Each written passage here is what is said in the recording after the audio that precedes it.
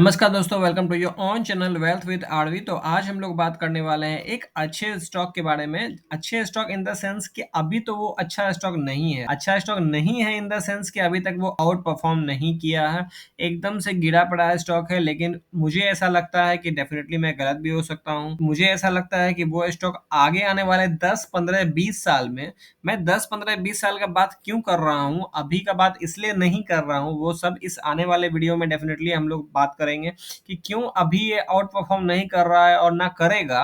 और लेकिन आगे आने वाले 5 साल 10 साल 15 साल में ये डेफिनेटली निफ्टी को आउट परफॉर्म करेगा। निफ्टी को क्या है, एक जबरदस्त रिटर्न बना के देगा। लेकिन वो स्टॉक में जाने से पहले डेफिनेटली अगर आप लोगों ने चैनल ही सब्सक्राइब नहीं किया तो चैनल सब्सक्राइब तो करना सबसे पहले प्रायोरिटी बेसिस पे है। चैनल सब्सक्राइब ही नहीं करोगे तो हम लोग जो एफर्ट डालते हैं स्टॉक के बारे में डिस्कस करते हैं वो आप लोगों को पता कैसे चलेगा।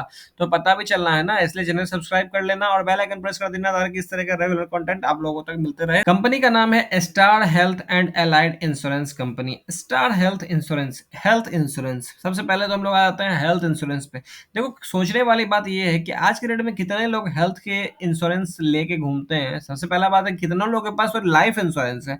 लोग के पास लाइफ इंश्योरेंस नहीं है। हम लोग बात कर रहे हैं हेल्थ इंश्योरेंस की, तो ये तो एक लेवल ऊपर वाली बात है। लोग के पास आज की डेट में लाइफ इंश्योरेंस ढंग से नहीं है, इसलिए एलआईसी हर दो दूसरा तीसरा चौथा आदमी को पकड़ पकड़ के वो इंश्योरेंस करवाते रहते हैं। तो डेफिनेटली तो यहाँ पे देखो क्या है ना कि हेल्थ इंश्योरेंस को लेके अभी लोग कंसर्स नहीं है, लेकिन आगे आने वाले टाइम में डेफिनेटली लोग को कंसर्स बनना पड़ेगा।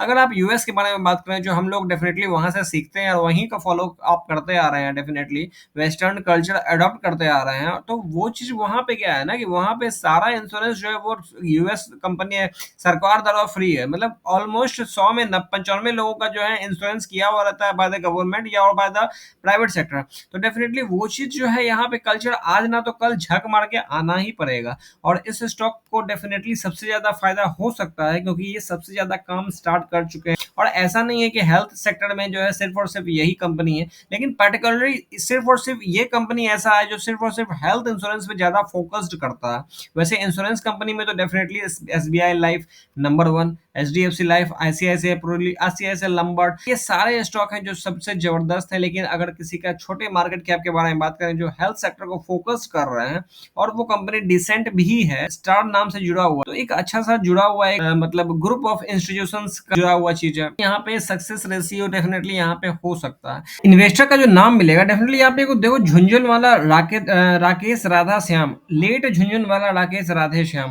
देखो 14% स्टेक जो है इसमें राकेश झुंझुनवाला का है, तो राकेश झुंझुन 14% इवन मोर ही है।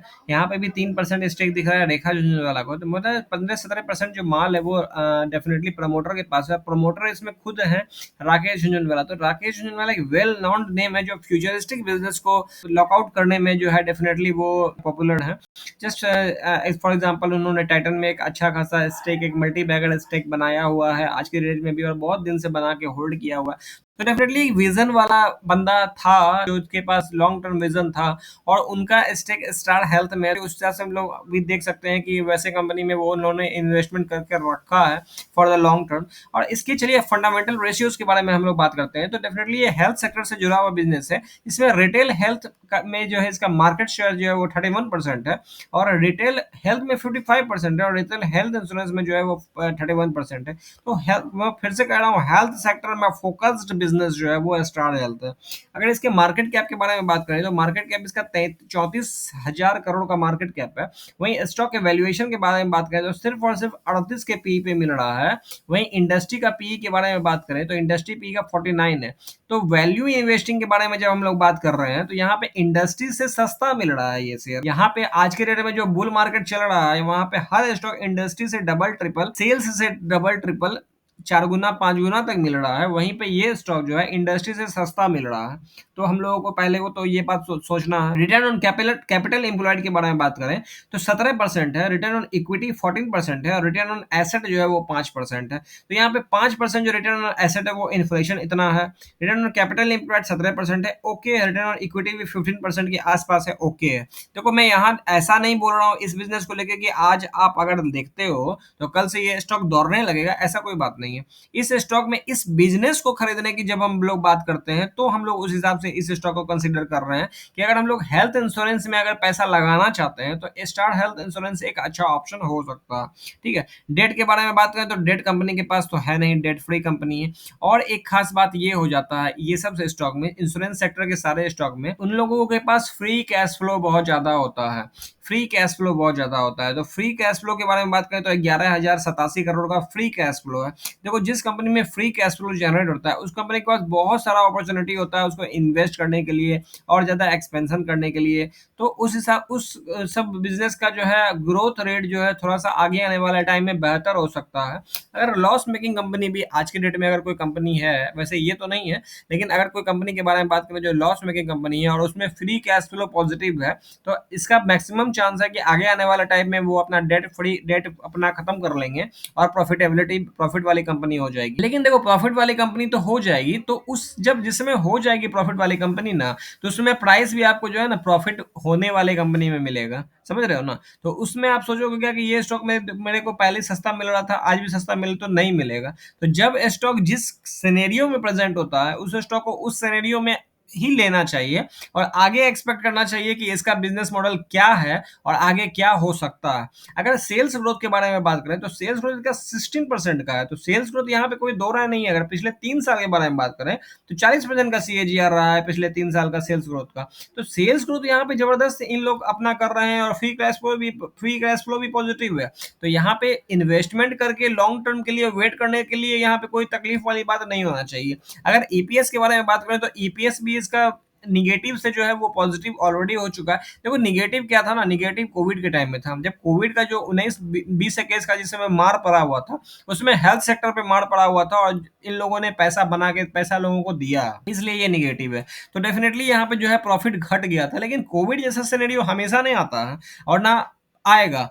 हमेशा तो नहीं आएगा, हाँ आएगा 15 साल 20 साल में हेल्थ सेक्टर में इंश्योरेंस सेक्टर में एक एक बार बीच बीच में जो है कुछ ना कुछ धमाका होते रहता है, वो चीज वो ठीक है। लेकिन हमेशा ये चीज नहीं होता है। तो अभी एक कोविड जा चुका है और ये कंपनी ऑलरेडी प्रॉफिटेबल है और आगे आने वाले टाइम में भी प्रॉफिटेबिलिटी कंटिन्यू बढ़ रहा है, अर्निंग पर शेयर इसका कंटिन्यू बढ़ रहा है। तो डेफिनेटली हम लोगों को जिस शेयर में अर्निंग है, जिस कंपनी में बिजनेस में अर्निंग है, डेफिनेटली वो स्टॉक बहुत ज्यादा गिर नहीं सकता है, उस स्टॉक पर हम लोग ट्रस्ट कर सकते हैं। अगर पी के बारे में बात करें, पी एक्सपेंशन के बारे में बात करें तो पी एक्सपेंशन तो आगे पीछे हो जाएगा, कभी पी कॉन्ट्रैक्शन होता है कभी पी एक्सपेंशन होता है।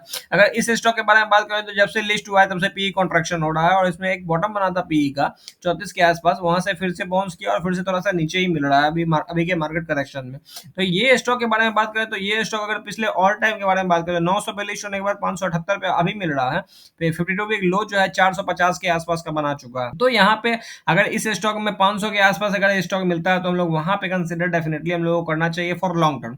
शॉर्ट टर्म के बारे में तो डेफिनेटली हम लोग बात करते नहीं है किसी भी स्टॉक में, तो उस हिसाब से हम लोग इसको देख सकते हैं। अगर इन्वेस्टर के बारे में बात करें तो यहाँ पे प्रमोटर में मैंने बताया कि राकेश राधा श्याम और रेखा झुंझुनवाला है यहाँ पे, और पब्लिक के पास कोई माल नहीं है। तो जो स्टॉक में पब्लिक के पास माल नहीं होता है उस स्टॉक में पर्सनली मैं बहुत ज्यादा इंटरेस्टेड हो जाता हूँ, इसलिए क्योंकि वहां पे पैसा बनाना एज कंपेयर टू दो वैसे स्टॉक जिसमें नंबर ऑफ शेयर होल्डर बहुत ज्यादा है, तो यहाँ पे जो है सारा माल जो है वो स्ट्रॉन्ग हैंड्स में है। तो डेफिनेटली वो लोग क्यों खरीद के रखे हैं। आपको तो ये स्टॉक अच्छा नहीं लग रहा होगा क्योंकि ये स्टॉक ने अब तक पैसा बना के नहीं रखा है। तो इसमें क्या एफआईआईज क्या मतलब बुड़बक है क्या जो उन्होंने 21% का स्टेक रखा है। डीआईएस क्या और ज्यादा बुद्धिमान नहीं है जो 11% से उन्होंने 15% ले लिया जून 2024 में और पब्लिक को माल छोड़ा ही नहीं और स्टॉक चला ही नहीं, स्टॉक भी नहीं चल रहा है, वो लोग भी लिए जा रहे हैं। तो क्या बात है भैया, क्या राज है, कुछ तो समझो। तो उस हिसाब से मेरा काम है आप लोगों को समझाना, फ्री कैश फ्लो दिखाना। लेना नहीं लेना वो कौन बताएगा, डेफिनेटली आप लोगों के फाइनेंशियल एडवाइजर। तो थैंक यू वेरी मच, हम लोग मिलते हैं नेक्स्ट वीडियो में, तब तक के लिए बाय बाय। स्टार हेल्थ लेना है या नहीं लेना है वो आपको कौन बताएगा, फाइनेंशियल एडवाइजर। लेकिन अच्छे स्टॉक का वॉच लिस्ट हम लोग बता देंगे, वो कौन बता देगा, वो वेल्थ विद आरवी बता देगा। आपको बस इस चैनल को सब्सक्राइब कर लेना है और बेल आइकन प्रेस कर देना है। तो मिलते हैं नेक्स्ट वीडियो में, तब तक के लिए बाय बाय।